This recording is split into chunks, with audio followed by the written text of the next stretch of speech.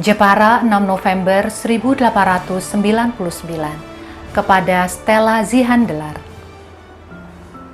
Jika aku memilih pekerjaan, haruslah sesuai dengan keinginanku, untuk bekerja sesuai dengan cita-cita yang tidak mendatangkan aib bagi keluarga Ninggratku, saat ini jauh dari jangkauan kami. Karena untuk bisa begitu, kami harus tinggal di barat, dan itu mustahil. Kami berangan-angan terlalu tinggi, sehingga kami menerima akibat yang terlalu mengecewakan juga. Mengapa Tuhan memberi kita bakat-bakat, jika tidak diberi alat-alat untuk mengembangkannya? Kedua adikku pandai melukis, dan mereka ingin semakin mahir. Tapi kami tidak punya kesempatan untuk hal-hal seperti itu, karena kami hidup di Jawa. Kami tidak mungkin pergi ke Eropa. Untuk bisa ke Eropa, kami harus mengantongi izin yang mulia Menteri Keuangan. Tapi kami tidak diizinkan. Oh Stella, betapa pedih rasanya. Sungguh-sungguh menginginkan sesuatu, tapi tak kuasa mewujudkannya. Jika ayah bisa, aku yakin dia tidak akan melarang kami pergi jauh ke luar negeri. Kamu bertanya, asal mulanya aku terkurung dalam 4 tembok tinggi besar itu. Menurutmu, pastilah aku terkurung dalam sebuah bui atau semacamnya. Tidak, Stella. Penjaraku adalah sebuah rumah besar, dengan pekarangan yang luas yang dikelilingi oleh tembok besar dan tinggi. Betapapun besar dan luasnya rumah dan pekarangan itu, jika dipaksa untuk tetap berada di dalamnya tanpa boleh keluar, sama saja dengan berada dalam sebuah penjara. Aku ingat, tiap kali aku sudah putus asa, biasanya ku hempaskan tubuhku ke dinding bisu dan pintu yang selalu terkunci itu. Kemanapun aku berjalan, aku selalu terhalang tembok yang tinggi dan pintu mati itu.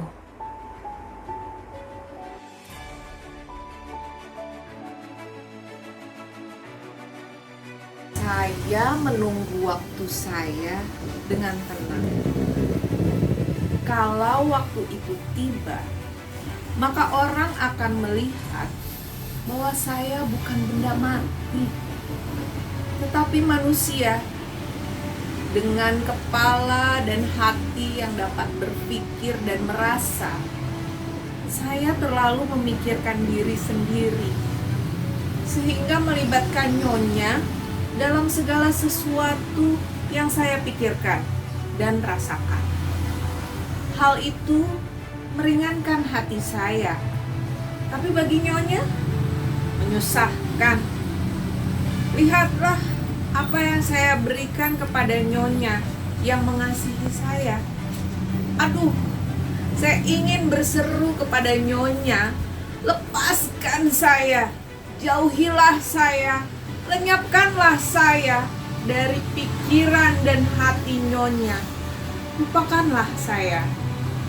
Biarkan saya bergulat seorang diri. Biarkan saya seorang diri saja. Biarkan saja saya bersyukur bahwa saya telah mendapat simpati nyonya yang begitu besar. Nyonya telah menyilang jalan hidup saya, dan di situ menjatuhkan cahaya dan bunga.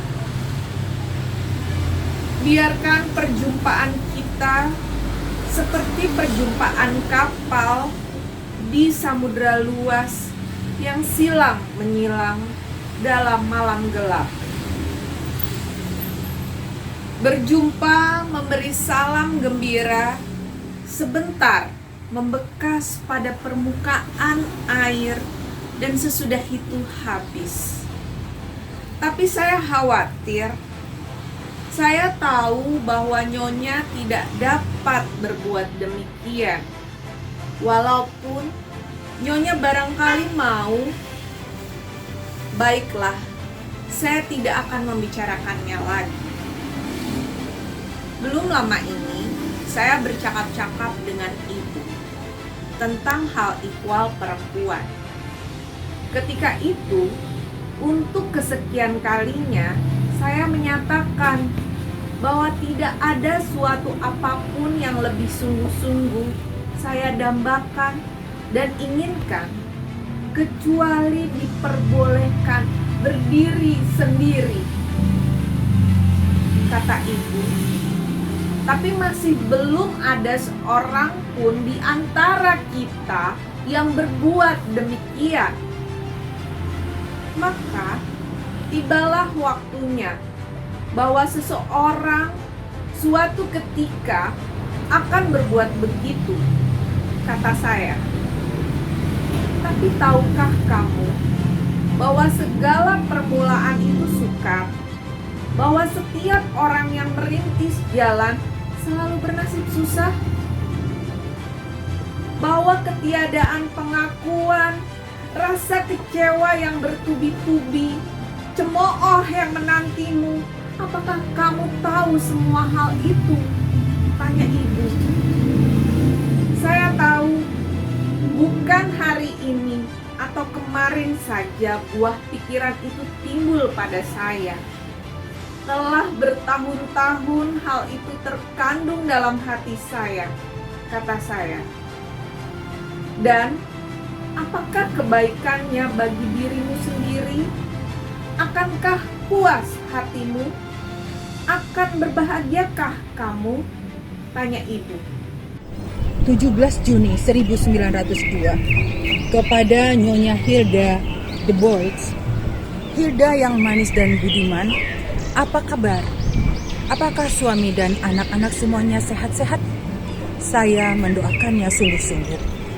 Di surat kabar baru saja saya baca bahwa beberapa anak perempuan Cina mengajukan permohonan agar mereka diperbolehkan ikut menempuh ujian QI. Hore untuk kemajuan. Saya sungguh gembira tentang hal itu. Orang-orang Cina sangat keras dalam mempertahankan adat. Dan sekarang kita lihat juga bahwa adat yang paling keras dan paling tua dapat dipatahkan juga. Saya mendapat semangat dan harapan. Ingin benar saya berkenalan dengan anak-anak Cina yang berani itu. Ingin sekali saya tahu pikiran, cita-cita dan perasaan serta jiwa mereka. Selamanya saya ingin mempunyai teman orang Cina. Pasti banyak keindahannya. Sudah pernahkah Nyonya menghadiri perkawinan Cina? Saya satu kali dan saya tidak akan melupakannya. Seorang jutawan Cina di Semarang membuat kebun bagus sekali. Kebun itu terletak di atas bukit dan bukan main jelitanya. Bukit batu, gua, tebing-tebing dan semuanya merupakan tiruan. Ditumbuhi dengan tanaman paku, bunga-bungaan dan pohon buah-buahan mini di sela pertamanan dan lorong-lorong yang melingkar. Sebuah kubah bagus berdiri di tengah-tengah kolam bersudut banyak tempat gurami dan ikan emas berenang-renang. Di sampingnya ada bukit, di dalamnya ada gua dengan kamar mandi. Melalui tangga lingkar yang membelit gua itu, sampailah kita di atas bukit. Di situ berdiri 2 buah kuil mini, pohon buah-buahan, dan segala macam bunga tumbuh dan bermekaran. Kebun itu merupakan dongeng yang menjadi kenyataan.